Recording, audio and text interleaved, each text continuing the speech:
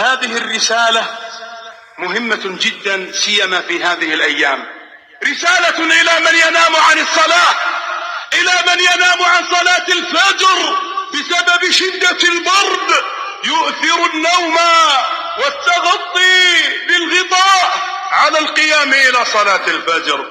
هذه الرسالة هي حديث سمرة بن جندب، حديث المنام الطويل، وفيه أن النبي صلى الله عليه وسلم رأى رجلا مضطجع وآخر قائم عليه بصخرة عظيمة، وإذ به يرض بها رأسه، يرض ذلك الرجل القائم رأس الرجل المضطجع فيثلغ رأسه، أي يبعثر رأسه، يشدخ رأسه، فتتبعثر جمجمته وتتطاير أشلاء رأسه، فيذهب ذلك الرجل القائم لإرجاع الصخرة فيرجع وقد صح رأسه كما كان، فيفعل به مثل ما فعل به في المرة الأولى.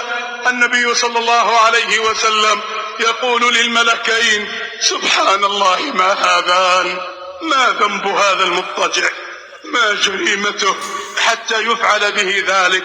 ثم أخبر النبي صلى الله عليه وسلم في نهاية الحديث أن هذا الرجل الذي يأخذ القرآن ويرفضه وينام عن الصلاة المكتوبة. اسمع يا من ينام عن صلاة الفجر، اسمع، هذه عقوبة برزخية يجدها العبد في البرزخ في القبر، ولعذاب الآخرة أشد وأبقى.